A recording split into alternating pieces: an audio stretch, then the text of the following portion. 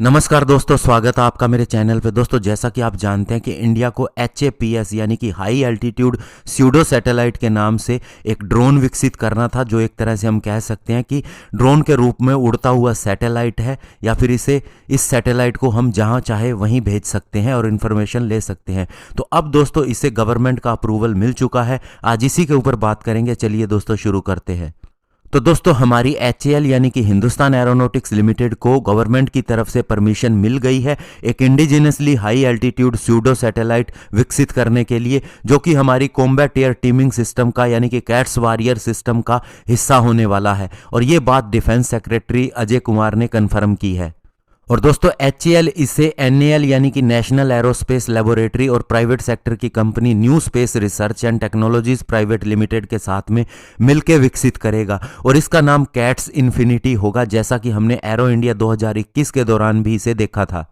और दोस्तों, जहां तक इसे बनाने की बात है तो सबसे पहले HAL इसका एक प्रोटोटाइप विकसित करेगी, और नेशनल एरोस्पेस लेबोरेटरी ने ऑलरेडी इसके ऊपर काम शुरू कर दिया है। उसने लाइट वेट इलेक्ट्रिक मोटर को भी टेस्ट करना शुरू कर दिया है।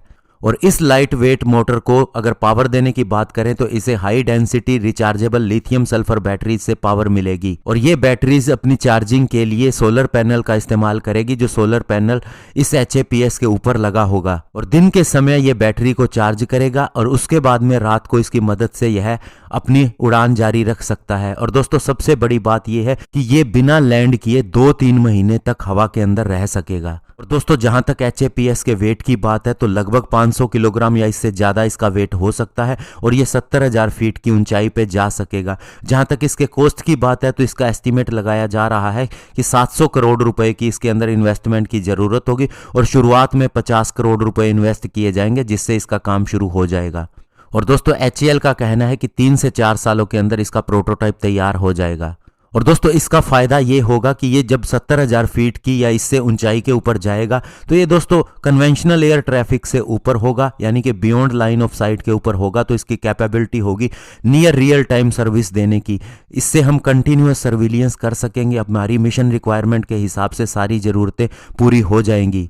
और इंटेलिजेंस गैदरिंग के लिए ये एक हाई रिजोल्यूशन इमेजरी भेजेगा और वीडियो कैप्चर करेगा।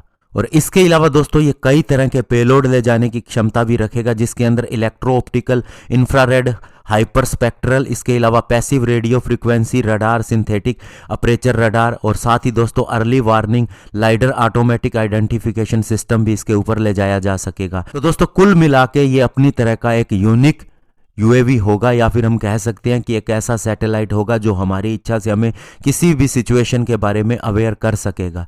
धन्यवाद। जय हिंद।